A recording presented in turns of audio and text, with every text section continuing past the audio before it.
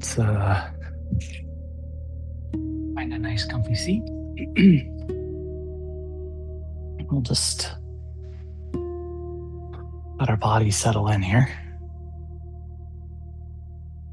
So there's this very desolate world. A world that is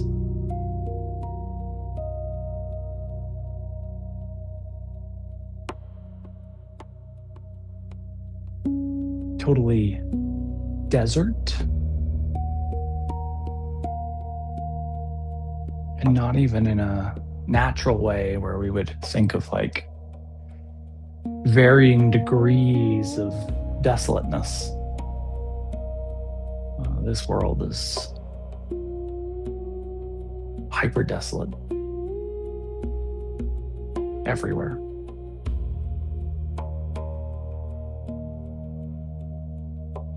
Let's give ourselves like 30 more seconds here.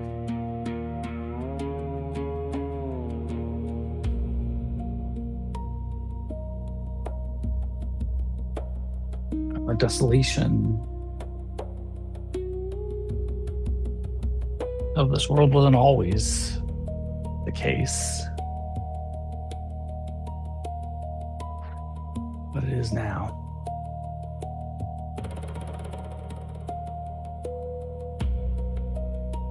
And when it feels appropriate for you, let's open our eyes if they're closed, and then utilize an exhale to let our chin come down to our sternum. As the chin tucks into the sternum here, just give a little scapular retraction. Try to feel the collarbone broaden out. And then let's just inhale our head back to neutral.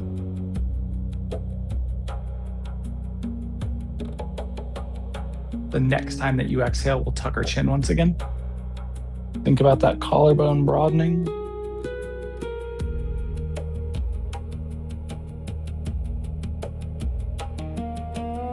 And then we'll inhale our head back to neutral. And as the head comes back, really think about getting aligned with the spinal column. Let's exhale and turn the gaze towards the right. And relax back to neutral. Exhale to the left. And relax back to neutral. To the right. Relax to neutral. And to the left. And relax back to neutral. The next time that you inhale, let's lift the chin towards the ceiling or sky. And we'll exhale back to neutral.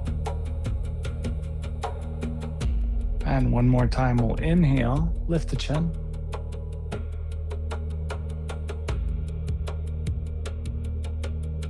And exhale back to neutral. And let's just, again, give ourselves this opportunity to find that position where the skull rests on top of the spinal column, where it feels relatively weightless. And then let's extend our legs out in front of us until we find staff. Little staff, let's bend our left knee and let the left knee point out wide. And then just ensure that your right femur is neutrally oriented so that the kneecap points straight to the ceiling and the middle toe points straight to the ceiling. And then let's turn our torso to the middle of the right leg and just find our way down that right leg. The way in which this manifests in the posterior chain is pretty fundamentally different than when we have both legs extended. So think about where along the posterior chain you're getting the sensation. A lot of times, even if you're really, really comfortable in a traditional seated forward fold and you transcend the calf, you transcend the high calf insertion, you transcend the low hamstring insertion, the hamstring, and you get into the lumbar, or maybe you get up into the upper back. When we go unilateral here and we add a rotation, sometimes we can feel this, in around the musculature attaching to the calcaneus bone. It can be that much of a persistent shift. Just think about what you can do to relax in and continue to work that engagement up the posterior chain.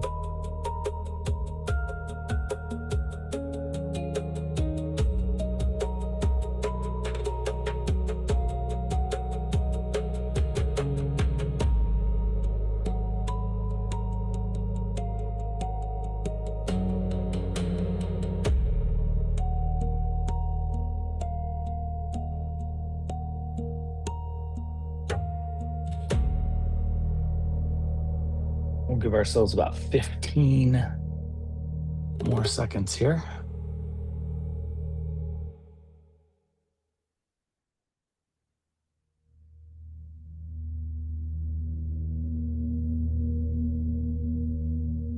And when it feels appropriate for you, let's walk back up into a vertical seat. We'll extend the left leg so that we find a traditional staff, and then let's do the same thing to the second side. So the right knee is going to bend, right knee pointing out towards the right side of your room.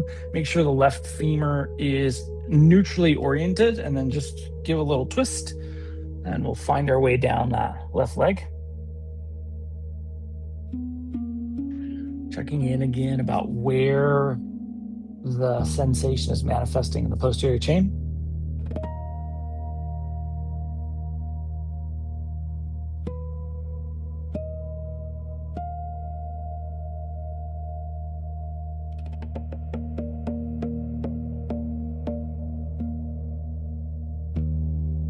Thinking about the ways that we can soften and relax.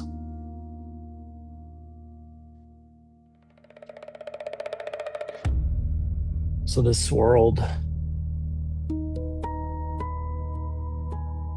some time ago, was destroyed by something. No one really knows the origin of the destruction, but the destruction continues. There are very few people left on this world, but those that are constantly pursued.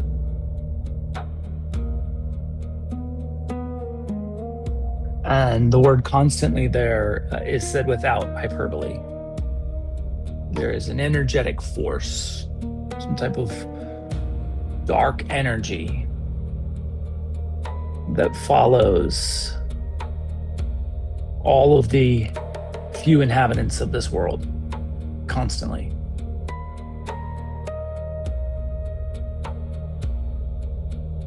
Last 15 seconds here.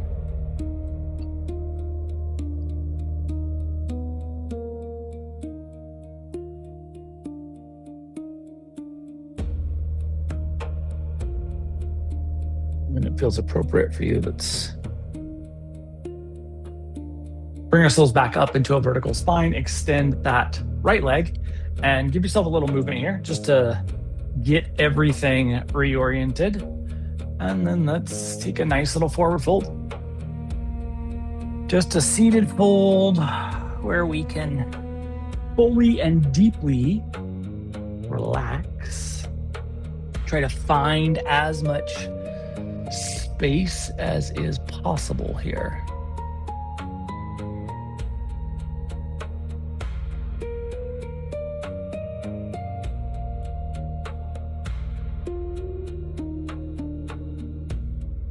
And as you're in this traditional seated forward fold, bilateral seated forward fold, think about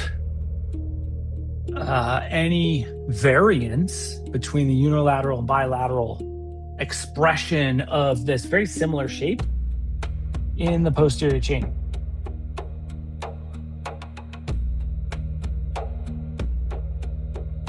And we'll give ourselves just 30 more seconds here.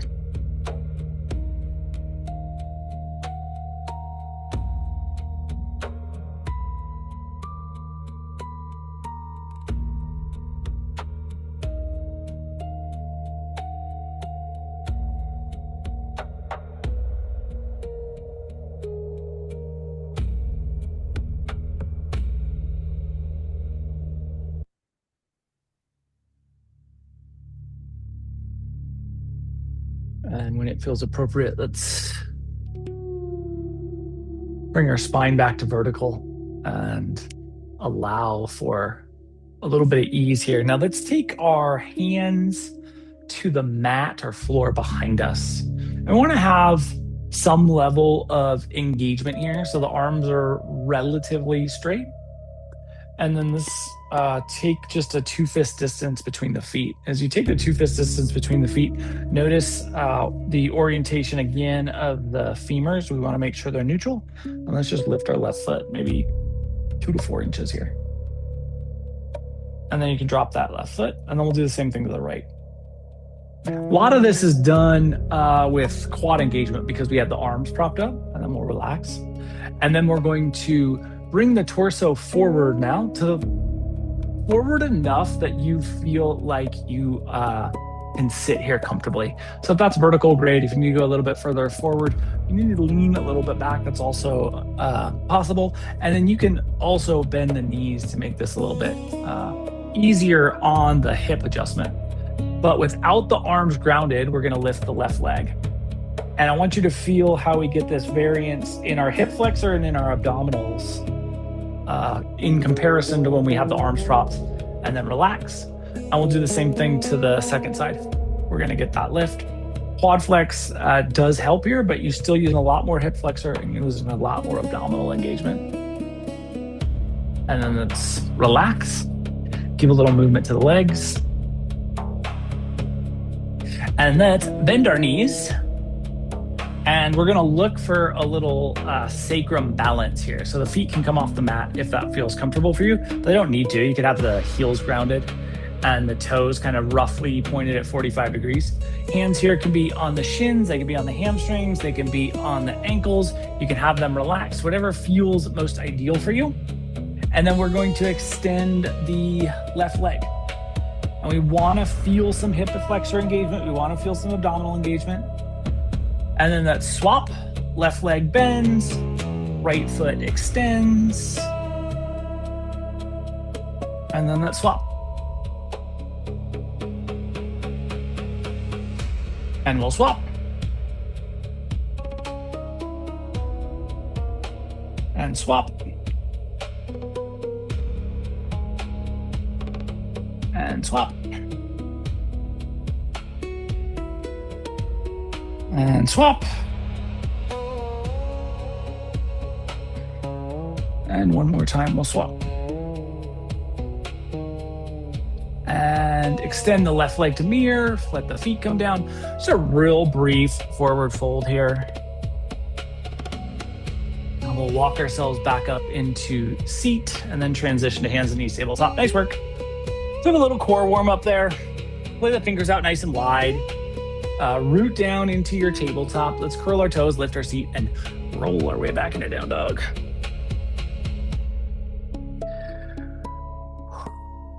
Nice capacity to breathe here.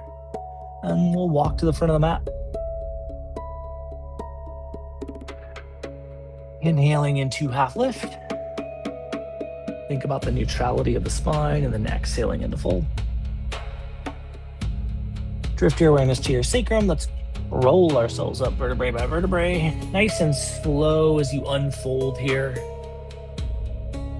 Eventually, no rush to make it true, but eventually getting our way to mountain and just bringing the hands together, heart center. And breathing.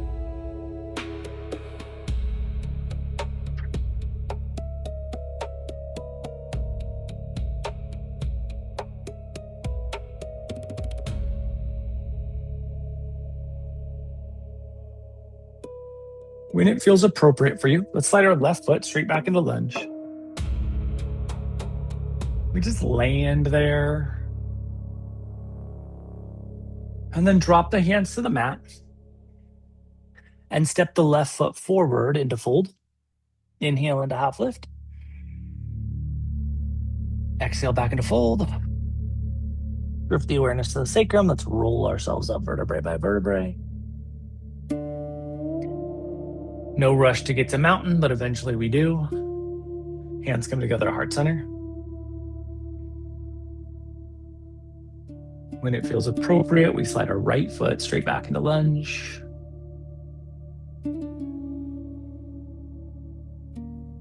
Drop the hands to the mat. Step the right foot forward into fold. Inhale into half lift. Extend the spine. Exhale back into fold. Drop your awareness to your sacrum. Let's roll ourselves up, vertebrae by vertebrae. Bring your hands together at heart center. Just ensure that you have 2 fist distance between the feet, and then let's sink the seat back towards chair. I think chair is one of these shapes that is most often done incorrectly because there's a desire to arch the back and put compression in the lumbar spine. Really think about driving the hips back. The torso orientation should roughly be a 45-degree angle off of that hip bend. So where we have our hips, that is going to be determinant of the angle of our torso. And then we'll rise back up, sweep the arms up and overhead. Exhale through forward fold. Inhale into half lift. Exhale back into fold. Plant your hands. We'll walk our way into down dog. Get all the way back into that down dog depth. Remember, you can bend the knees here. We want to load the hips.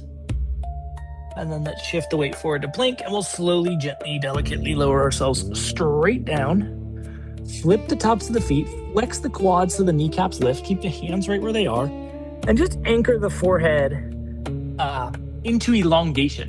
So think about pushing the crown of the head as far towards the front of your room as is possible, but we want the forehead anchored on the mat. Let's squeeze the scapula straight up towards the ceiling, and you can squeeze the elbows in towards the ribcage.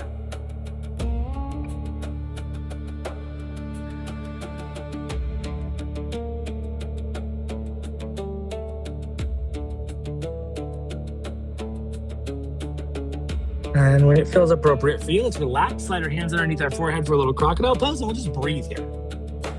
So there's this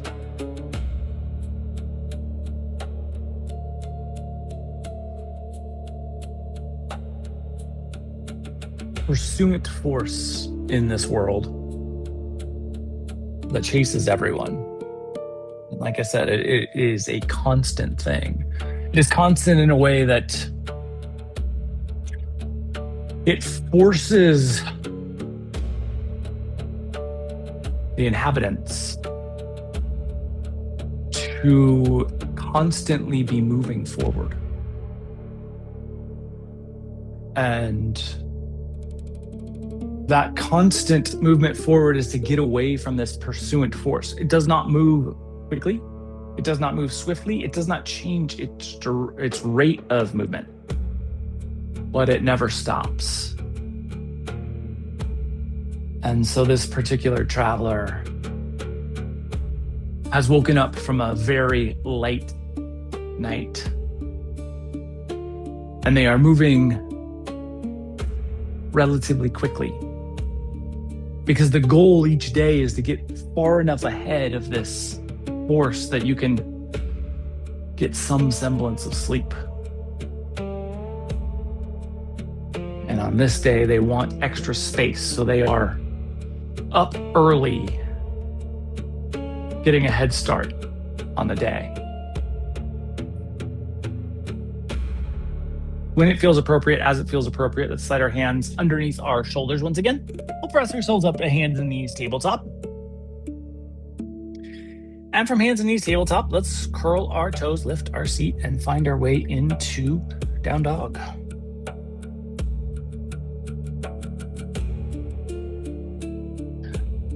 Root down into that left hand, and let's see what it feels like to take our right hand, get light in the right hand, and take that across to our left leg. If that feels comfortable for you, we can. If it doesn't feel comfortable for you, then just work on getting light in that right hand. How much weight can we put in the left hand so that maybe at some point we'll feel comfortable grabbing that left leg into a little nice rotation. We'll gaze underneath the left armpit. And then right hand comes back. We'll shift our weight forward to plank, and then lift our seat back into down dog. And let's do the same thing to the second side. So right hand plants, we'll get light in the left hand, see how that feels. We're reaching across and rotating.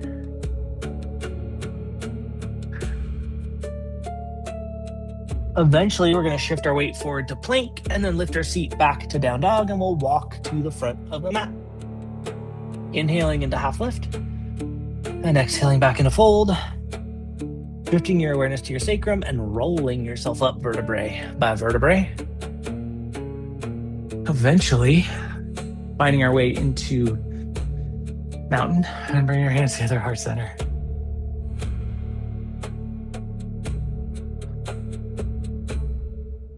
Let's take our arms out towards cactus.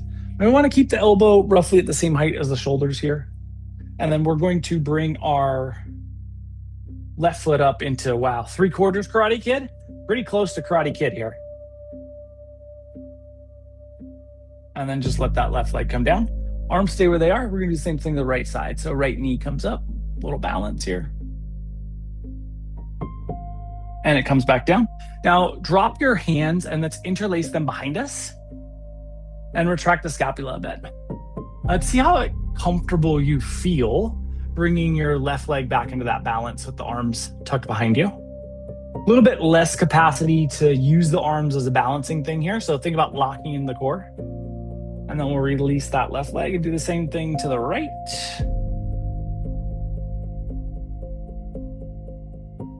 Just staying with this capacity to balance. A lot of hip flexor work still here. We'll release the right leg. Now keep the hands where they are. Let's take our feet out to the width of the mat so we get a little bit wider than normal. And we're gonna take a half fold. And then push the arms straight back and behind you. Squeeze the scapula towards one another. And gaze is straight down here. And then we'll rise back up. Lift the chin towards the ceiling, push the thumbs down towards the floor, squeeze the scapula together, and then release the arms up and overhead. Keep the feet out wide and we'll exhale through forward fold. Of a nice kind of mid-width forward fold here. Inhale into half lift. Exhale back into fold. Now stay with this mid-width. We're gonna slide our right foot straight back into lunge. So we have a much wider version of lunge here. Sweep yourself up into crescent. And we want to make sure that both sides of the ilium are pointed straight forward. So imagine you have two beams of light just shooting straight out in front of you. Even though we've added this extra width, our hips are staying perfectly perpendicular. Perfectly parallel, excuse me. And then we'll drop our hands and step back to this wide stance, this wide mountain. Kind of feel how the hips are tasked differently, challenged differently with this width. I'm gonna do the same thing to the second side. So our left foot's gonna step back nice and wide. We should have done this from a fold, but we'll get back there. And then we'll sweep ourselves up into crescent. And we just feel that width. Once again, we wanna be expressing the hips width here while we ensure that we're pointed straight forward.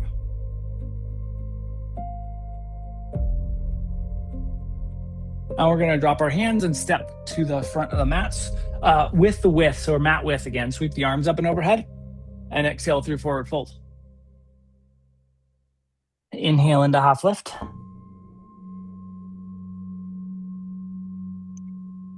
Exhale back into fold. Let your body relax into the width we've created in the hips. Plant your hands. We'll walk our way to down dog. Shift forward to plank. And slowly lower yourself down to your belly. Flex the quads so the kneecaps lift. Anchor the forehead on the mat. And this time we're going to take our hands to our sacrum if that's accessible. If it's not accessible, just grab the sides of your shorts. Knees are lifted. Quads are flexed. Shoulders. So humeral head are going to roll back. Really think about the shoulders peeling away from the mat here.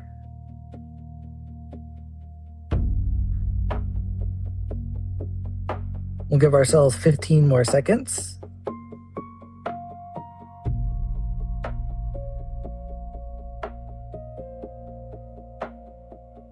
And then we'll relax the hands underneath the forehead for a little crocodile pose. And really just let your body soften into ease here.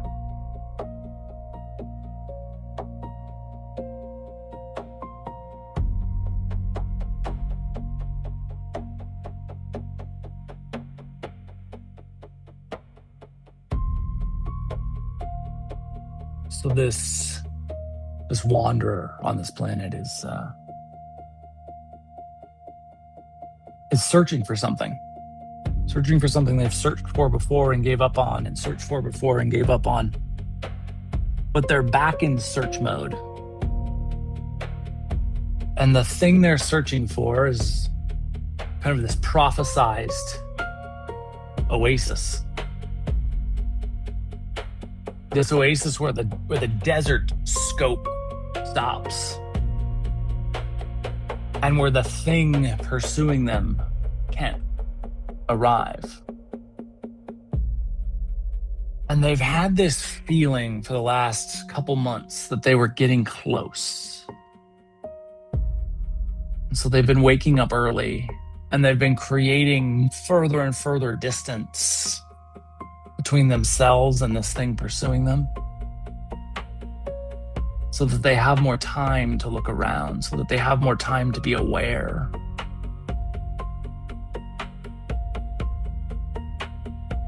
And today is another day just like that.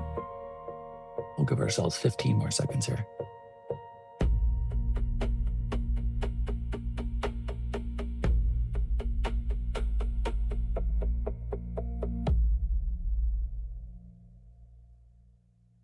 And when it feels appropriate, we'll slide our hands underneath our shoulders once again, press ourselves up to hands and knees tabletop. Curl our toes, lift our seat, find our way into down dog. And let's walk to the front of the mat. We'll inhale into half lift. And exhale back into fold. And drift your awareness to your sacrum. We're going to roll or sweep our way up into mountain. And this time, we're going to bring our feet together as close together as we can comfortably get them. So really think about compacting the stance here. And then from this compacted stance, we are going to slide our left foot straight back. The goal here is for the left foot to end up behind the right, so that the shape we're in is very tight-roped. Do this towards the camera so that we get a little view of that. So that we're really tight-roped in our shape. And we put a different challenge on our hip structure. And let's sweep the arms up and overhead. We'll fully express this modified tightrope crescent.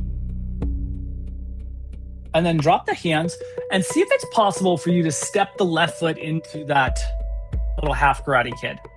And as we get into that balance, we're just going to feel our body settle and then bring the left foot down on the right side of the right foot. So we have the legs crossed. And we look something like this. And we'll sweep our arms up and overhead. And then just exhale through forward fold. We land here. Now, when we take this crossed leg forward fold, the hips are all out of askew. The body is trying to accommodate for that. And one of the ways it does is it pushes the glutes way back. So think about getting your glutes forward and dropping into the fold. That oftentimes is going to put some extra sensation on the high calf insertion in the posterior chain. Which is just another, we're just approaching the posterior chain from different angles so that we build some space. And when it feels appropriate, we'll roll or sweep our way back up into cross-leg mountain, and then uncross the legs and bring the hands together, heart center. And we just want to feel a bilateral symmetry come back into the body. And then when it feels appropriate, ensure that your feet are as close together as you can comfortably get them. And let's slide our right foot straight back on that tightrope. We want to find the right foot roughly behind the left so that we get that angle, and then let's sweep the arms up. We'll experience this crescent. Just a new, different way to put some challenge on the hips.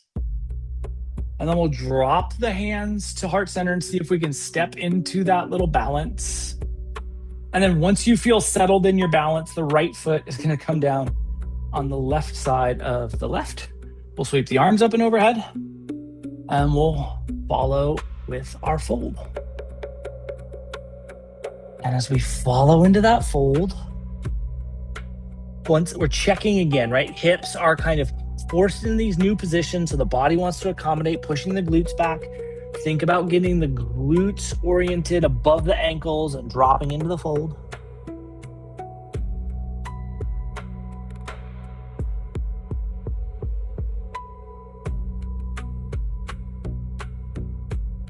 And then we'll roll or sweep our way back into mountain. Uncross the legs when you're ready. Sweep the arms up and overhead. And exhale into forward fold. Inhale into half lift.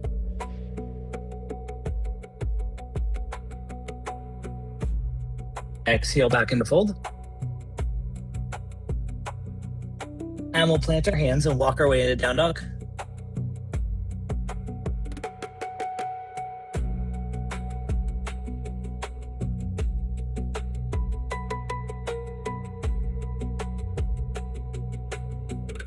And then come down to hands and knees, tabletop, flip the tops of the feet, and sink our way back into child's pose.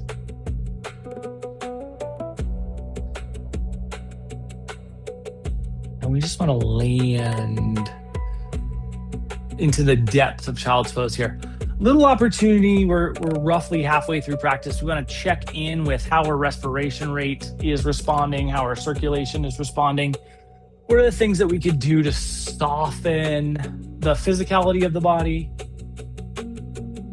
the way that we're exchanging energy?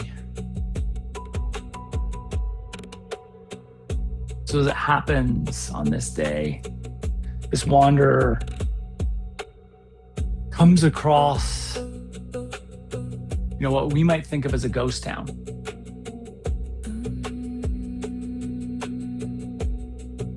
And these ghost towns have been abandoned for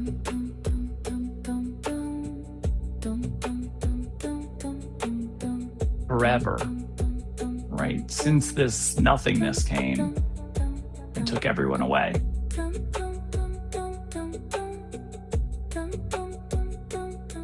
And they're always extra eerie, right?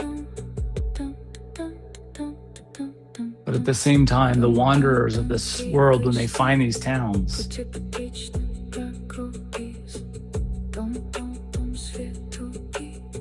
they're happy because there's old resources in these towns.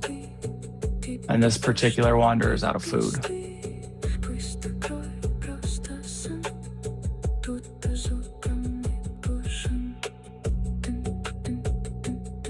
Last 15 seconds here.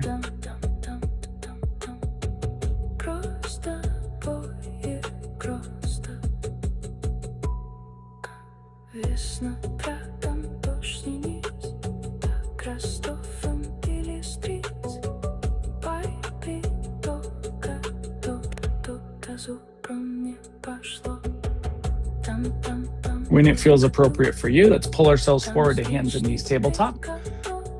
From hands and knees tabletop, we will curl our toes, lift our seat, and find our way into down dog. And walk to the front of the mat. And we'll inhale into half lift. Exhale back into fold. Drift your awareness to your sacrum. Let's roll or sweep our way up into mountain. We'll bring our hands together at heart center. And sweep your arms behind you. Interlacing the fingers if that's accessible. If not, just grab the sides of the pants. And then slide our left foot straight back into lunge. Broaden out across the collarbone. And sink into the hips as you draw energetic neutrality through the anterior and posterior chain. Much harder to get that lumbar to flatten out when we have the arms behind us. So really think about squeezing the core. And then let's step to the front of the mat. And we'll do the same thing to the second side. Right foot slides straight back. Squeeze back here. Think about that anterior posterior neutrality. Smooth into that front quad.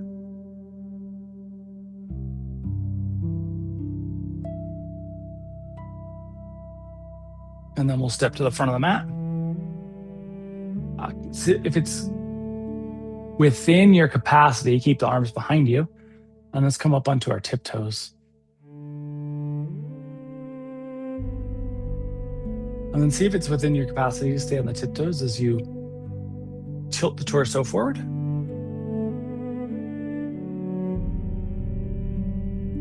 And then when you get to halfway, drop the heels and settle into the depth of this fold. Eventually, we'll release the arms. Inhale into half lift. Exhale back into fold. Plant your hands and we'll walk back to down dog.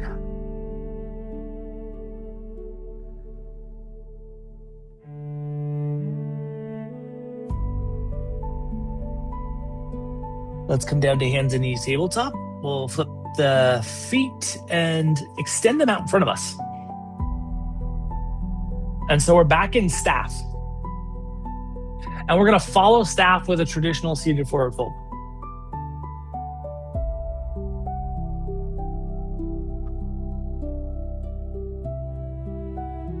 Settle into as much depth as is accessible into this forward fold. Now, we've approached the hips and the posterior chain from some unique perspectives here. So we're looking to find that additional space that we've been playing with in our movement practice, now in a static fold. And we can compare and contrast the before practice or the early practice to the later practice here.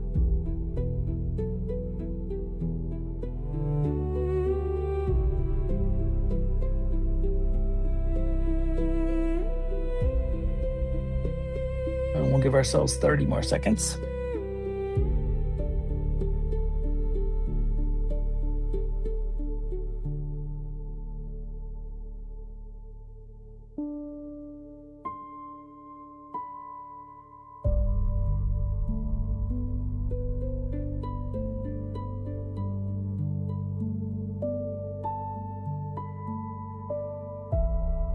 And when it feels appropriate. And so this we'll bring ourselves back up into a staff, and then we're lowering ourselves onto our back. And so this wanderer makes its way into this ghost town, and there's this building that's, all closed up. Closed up buildings are always good because it means someone hasn't been there before. And they kick on the door, and the doors, they're old and the wood is rotten, so that just kicks right in. And they go in, and it's this old, what we think of as a corner store. And it's full of all of these packaged goods. And there's coolers in the back, and all the coolers are off. Of course, they've been off for decades. But there's bottled drinks, and there's waters, and the things that you would want in a world like this are right there. And generally, when you kick in a door, you get in there and it's just everything's been rifled through by critters, but this door is pristine. There's a layer of dust that shows that nothing has touched this place. And so this traveler, again, kind of riding this wave of positivity in this world of desolation, has found these resources. And so they load up their bag with as much as they can possibly carry. And they try to remember where this place might be. And they try to close the door in a way where it will keep out as many of the critters as possible, because now once the door is open, it's open. And they get back on the road and they're feeling like, this time is legitimately different. They can't remember the last time they opened a building like this that was just full. Now, when it feels appropriate for you, bring our knees into a bent position if they're not already. And then we're going to take our right ankle across our left thigh. Now, this figure 4 shape might be enough for you. You might feel like this is the perfect amount of hip rotation. But if you feel like you want a little more, we could interlace the hands behind the left hamstring here.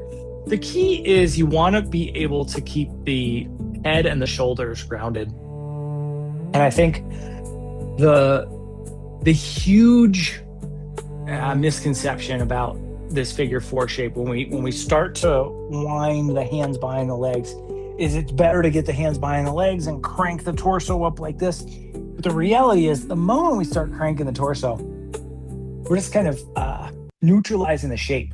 So you want to be all the way relaxed here. And you want the shoulders and the head to be on the mat. You have the capacity here. If you have the capacity here, you can extend that left leg towards the ceiling. But it doesn't need to be like that.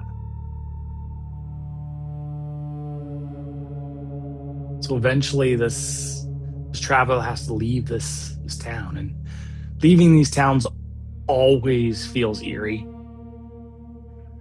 It's like there's someone in these buildings watching you, even though there isn't. And there definitely isn't. But they leave and they get back on the road and they're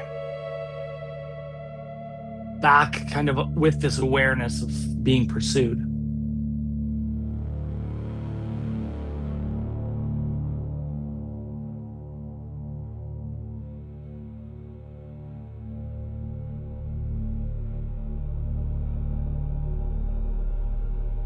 And they have a really good head start. Head start is maybe a bad way to describe it, but a really good lead on this thing that is constantly pursuing them. And they can kind of look back and see it on the horizon, but they can't remember the last time they were this far ahead of it.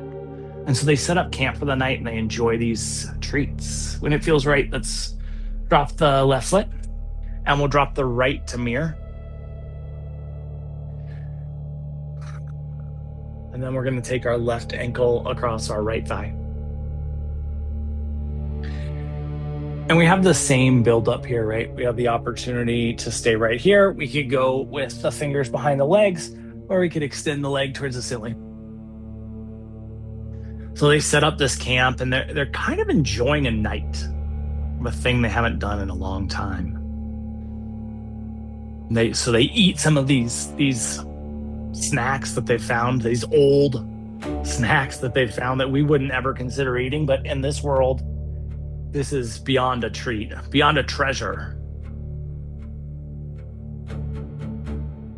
And they fall asleep. And they sleep deeply.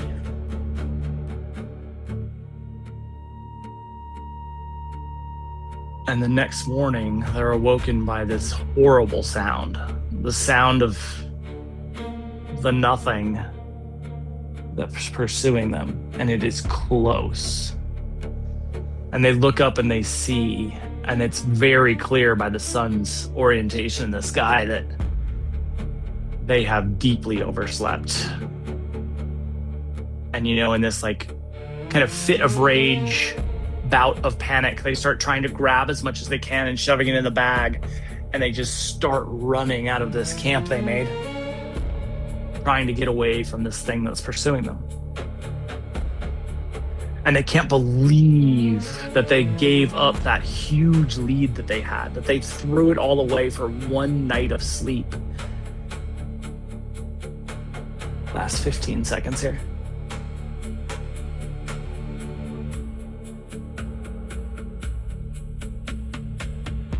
And this thing is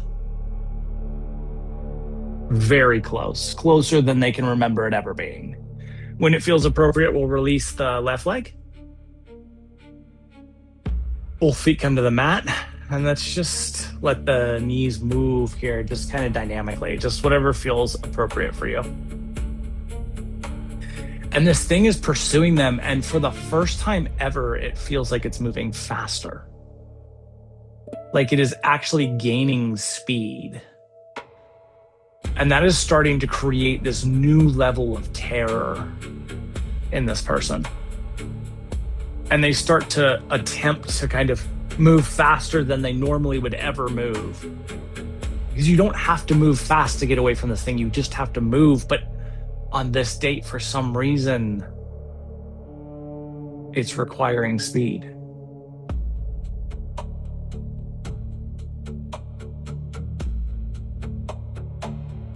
Eventually, we're going to bring our knees back to neutral. And then let the bottoms of the feet come together and the knees fall out wide.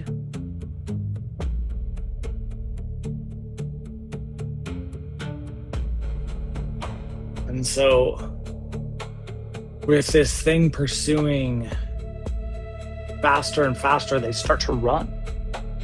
They can't remember the last time they ran. They can't remember the last time they would even have had energy to run, because the days of constant pursuit and constant movement are grinding. But they're now running as fast as they can, and they drop their bag so that they can run faster. Last 30 seconds here. But this thing just keeps getting closer and closer and closer.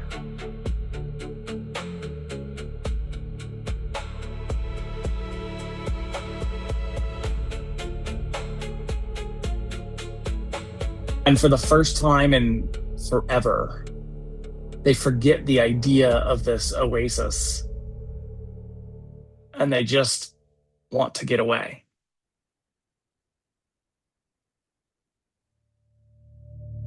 When it feels appropriate for you, as it feels appropriate for you, we'll bring our knees back to neutral. And as the knees come to neutral here, just land. Ask yourself if there's anything that you might want, anything that you might need, anything that you could benefit from prior to Shavasana. And if there is, let's offer that to ourselves now. If you have everything you want, if you have everything you need, if you're ready for stillness, let's find our way into a shape where we can appreciate some stillness.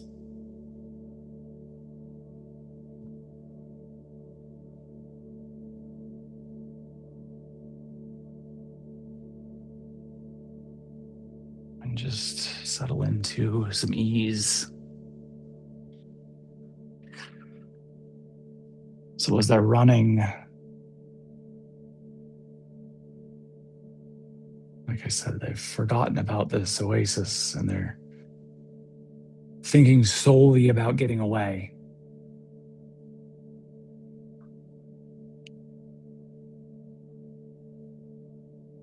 And this thing is continuing to get closer and closer and closer.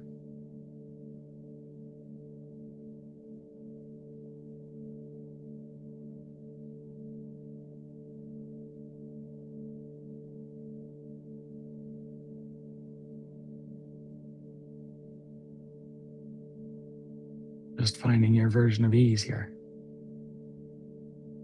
Stillness here.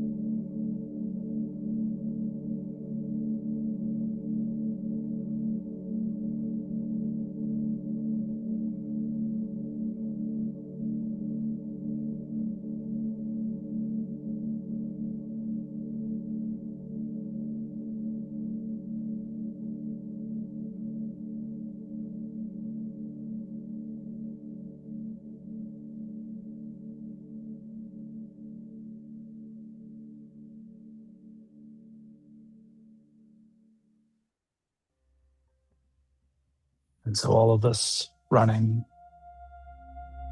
and looking back and getting pursued further and further. Pursued getting closer and closer creates more and more panic. And eventually, this person just loses control of their body. They trip, they fall flat on their face, and they don't even attempt to get up. They just wait for this darkness to overtake them. And it does. But with that, there isn't any pain. In fact, there's a cooling of the air for the first time that they've ever experienced. And then this gentle mist of a rain starts to fall.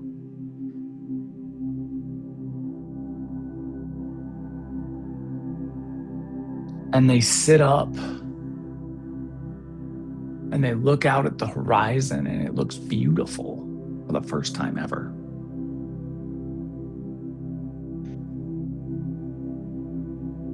And they recognize that the oasis was here all along. We'll start to bring some movement to our fingers and our toes,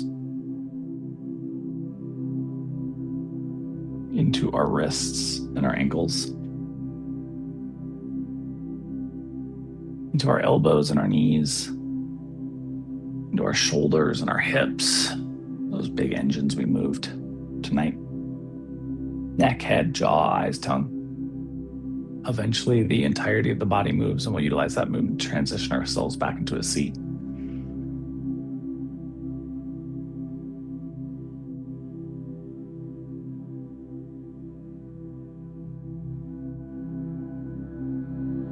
And when it feels appropriate, let's close our eyes and we'll inhale our hands together, heart center. Over the course of the next 7 days, can you remind yourself that happiness isn't a destination you will find? It is something you have to stop running away from, and see how that impacts your experience. Thank you so much for being a part of this evening's practice and for being you. Namaste.